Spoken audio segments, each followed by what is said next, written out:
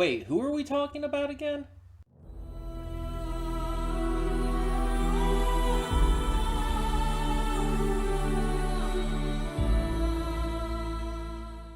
Hey everyone, welcome to Princess Gay. I'm your host Connie, and today we are here with my blind reaction to I'm Here by Spike Jonze.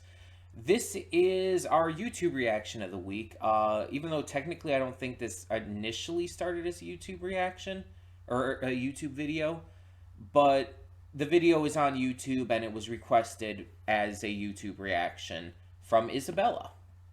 So, yeah, it counts. We're counting it.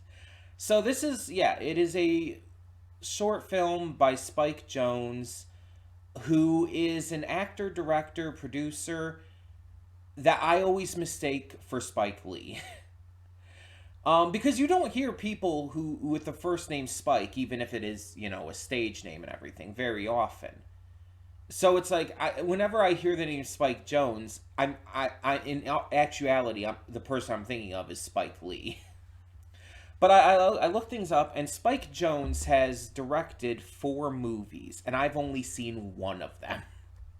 The one movie that I've seen of his is the adaptation of Where the Wild Things Are, the classic children's book. But he has also directed Being John Malkovich, Adaption, and Her. All of which are movies I've heard of, though Adaption is probably the least so. I've only heard of it. I don't know anything about it. But Being John Malkovich, I've heard plenty about. It's a very self-referential movie with John Malkovich playing himself and everything.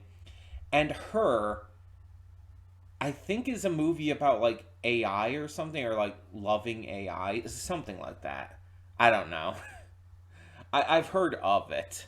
But yeah. Other than that, he hasn't really directed anything, and he's, like, acted in those movies and a few other things here and there. He's produced some stuff, done some music videos and all.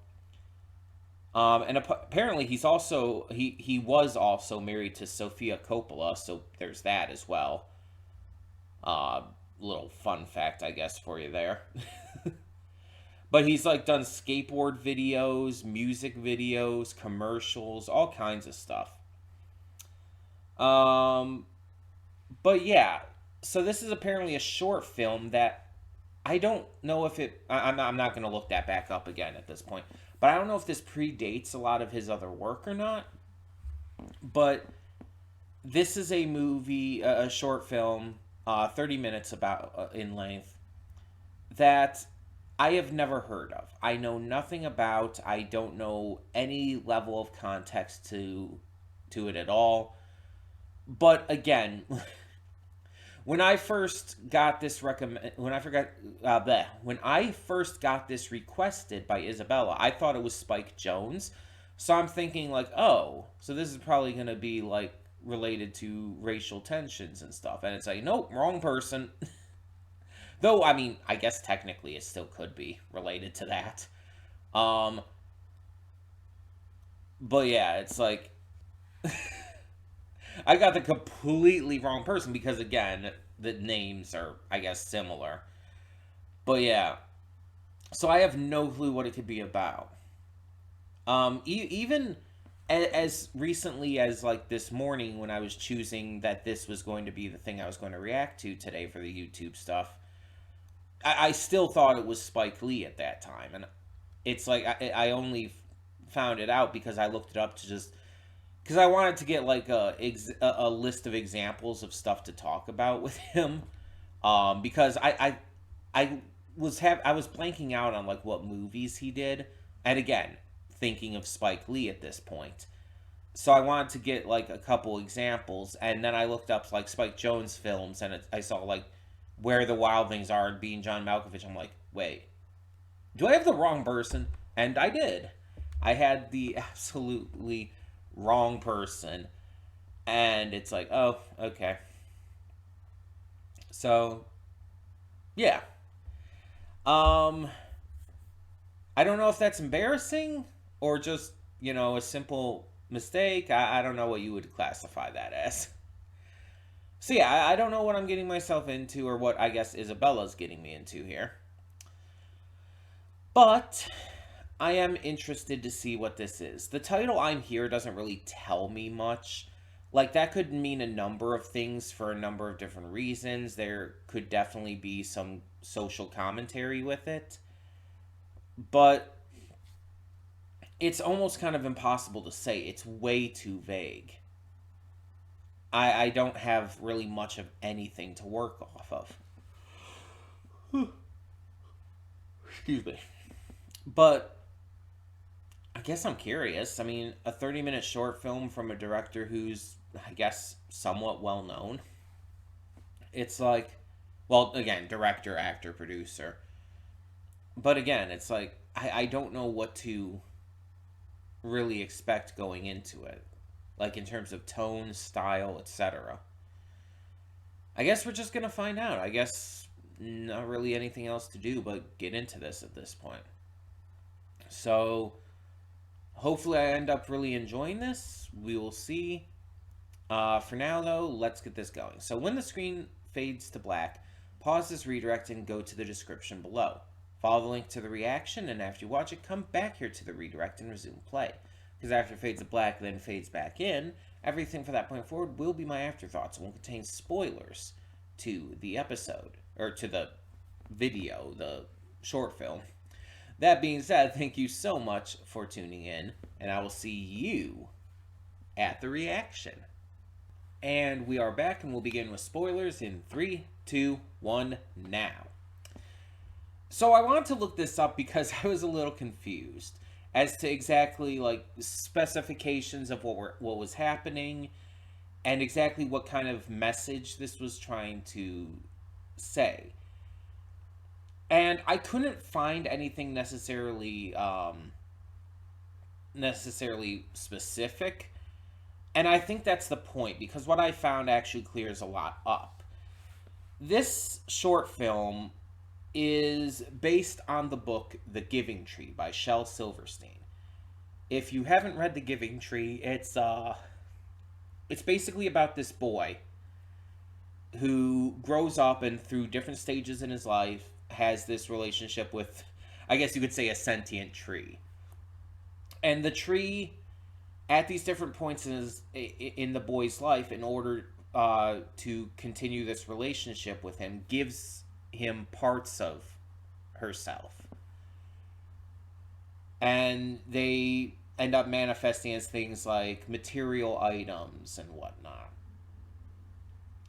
And in the end, all that's left is a stump. And with both the tree and the boy kind of realizing what this relationship came to in terms of give and take. And it's a story with a strong message about the nature of relationships and how relationships built on what you give and take from your partner are typically not that healthy. And mind you, that's one interpretation of it. But that's the interpretation I always had with this story. I think I read The Giving Tree for the first time in middle school, I want to say. It's something that I've known about for a long time. So when I found out that this story is based on it, it all clicked for me. It all, like, everything came together. Because if you don't know, The Giving Tree is a very divisive story. There's some people who see the story as a wholesome relationship. And then there's some people who see it as, you know, not always necessarily full-on toxic, but unhealthy. And that's how I've always kind of viewed it. Even as a kid, I understood that it wasn't quite right. Because the boy takes and takes and takes and uses the Giving Tree basically for his own gain, while the tree itself is willing to give everything she is to him, losing herself in the process. And we see this in this short story in I'm Here. we have let me make sure I get the names right here. We have Sheldon and Francesca. They're, let's be honest, the only characters in this who actually matter. All the other characters are basically just there to build the world and build that these characters have others in their lives, basically. But it's about these two. Sheldon is this robot who isn't quite, happy with his life. He's got a monotonous existence going back and forth between the library and his home every day, not really doing anything else. He meets this rebellious female robot named Francesca who goes against the grain. She breaks the rules. She drives when she's not supposed to. She goes to punk rock concerts and stuff. She's well, kind of the epitome of rebellion against the normal, against the grain. While Sheldon is very much the epitome of, you know, existing but not living.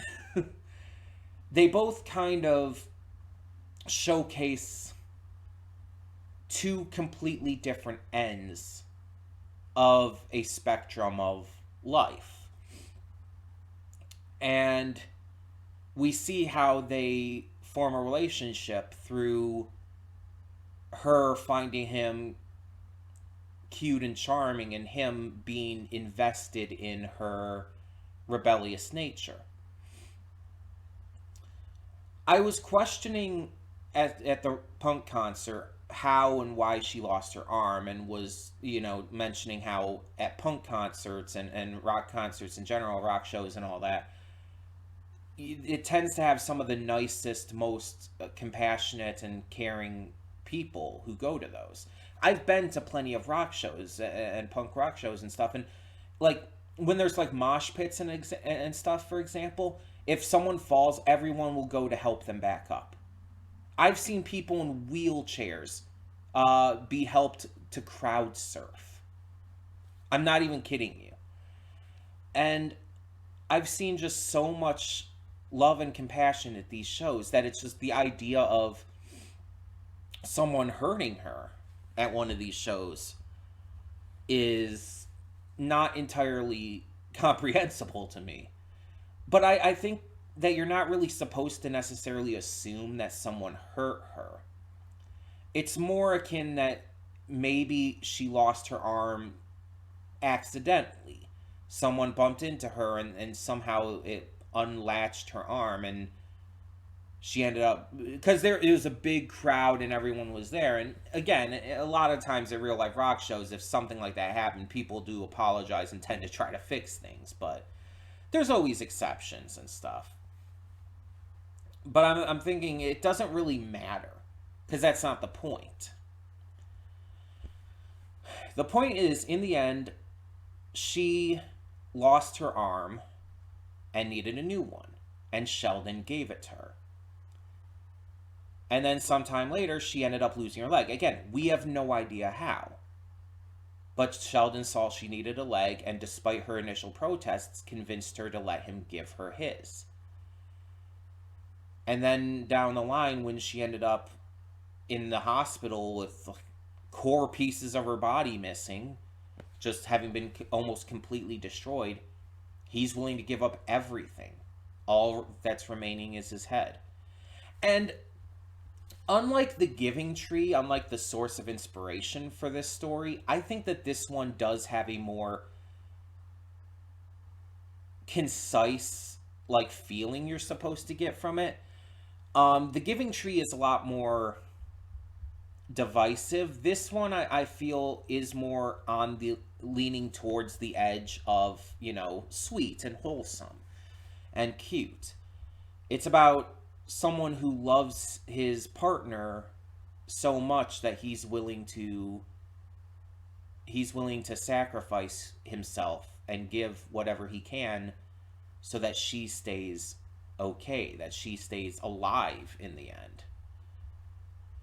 And I could see some people making the argument that that it's not healthy still to give so much of yourself to someone, that you have to be able to take care of yourself and look to your needs as well. And that's true. Absolutely true. You very much have to look towards your own needs, and you have to understand what you require as well. But in this kind of situation, these are two people who are together. At the point where this stuff starts happening, they're together. It's made very clear. And he's willing to give up things that he, in this case, doesn't need. It's made very clear that he can survive without them. In the end, he's only ahead, but he's still alive. He's still conscious and sentient and all. And so he gives up things that, I mean, mind you, are still big, important things. But if it helps her survive, I equated it to, near the end there, I equated it to like someone giving up their heart or just any kind of like organ or whatnot for a transplant for a loved one and stuff, which are things that happen. People will absolutely put up their body parts and organs and stuff to save loved ones. That does happen. I'd equate it more to that than anything. But I could see if someone could or wanted to make the argument that this could still be seen as a little divisive. I could see that. I think this one leads a little more into the wholesome, while the giving tree was the other way. The giving tree was definitely more in the negative aspect of the relationship, while this one is more a positive aspect of it, but still kind of walking that line in a way. And I do kind of question if like there was intent to make some kind of other commentaries here, because the way this is done, I do want to talk about this.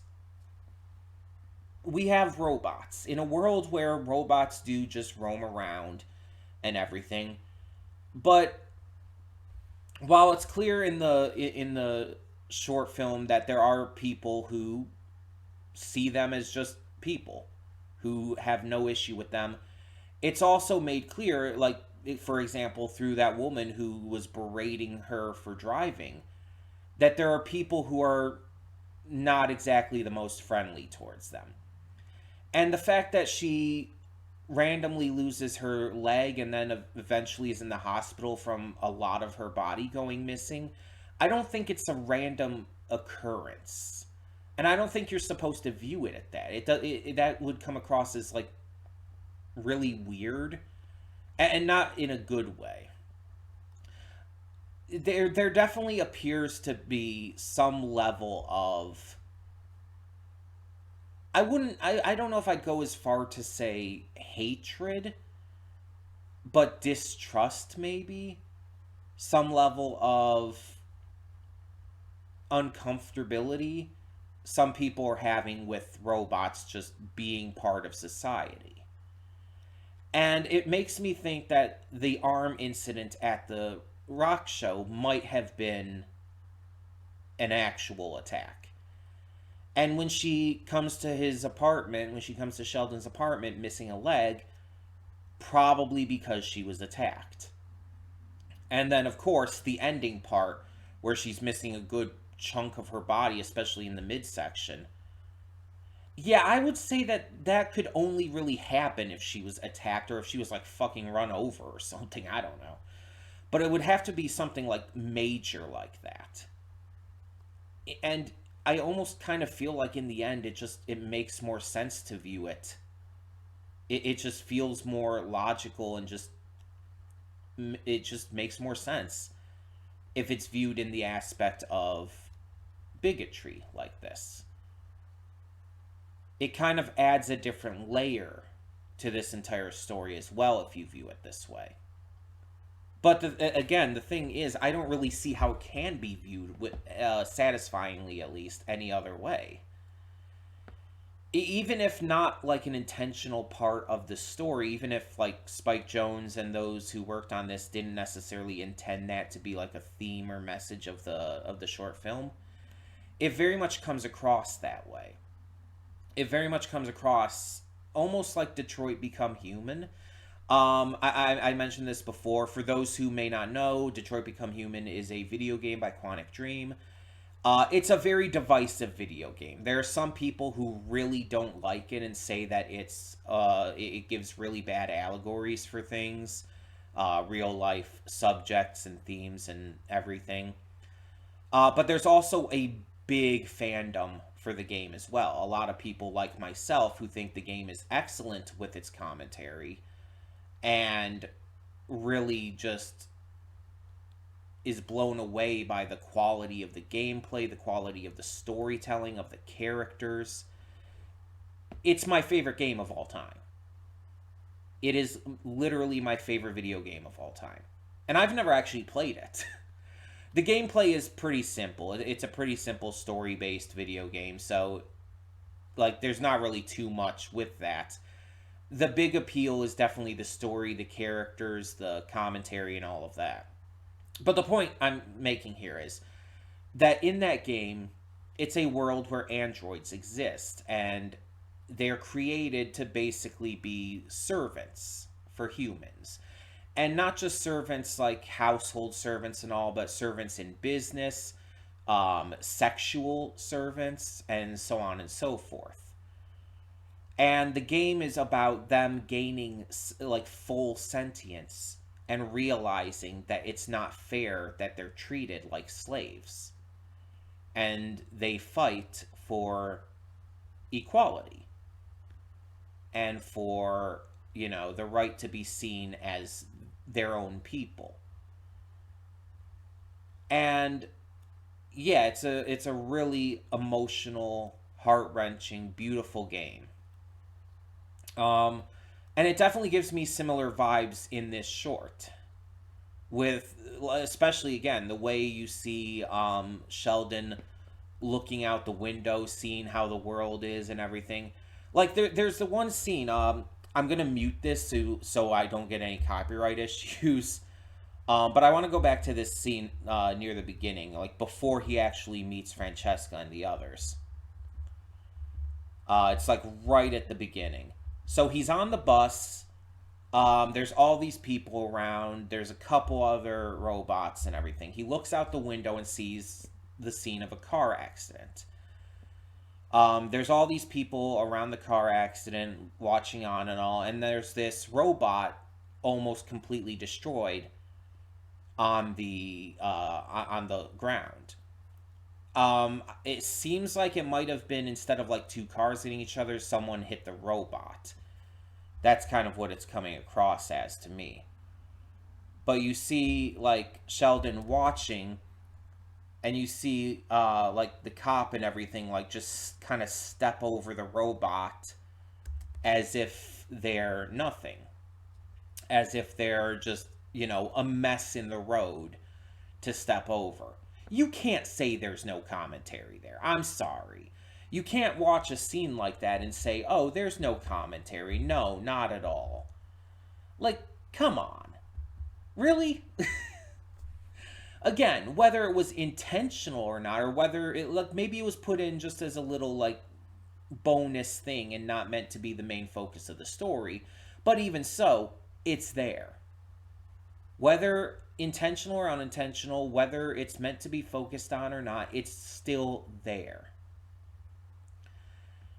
And I feel like that changes kind of a lot of the meaning behind the story when you look at that aspect of this, because that kind of in turn makes it a lot different than if the story were just a guy giving his parts to a girl who just randomly loses hers. So yeah, it's a very very different kind of situation when you take into account that she's probably not just losing her parts and all, but being violently attacked by bigots and stuff. So context matters, is what I'm saying. And the context of this short film seems to be saying things that, again, I don't fully know if are intentional or not. Let me see if I can find anything more here.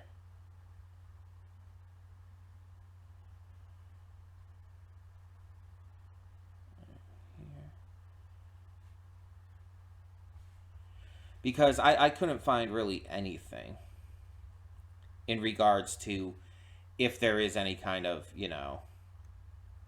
more meaning to it.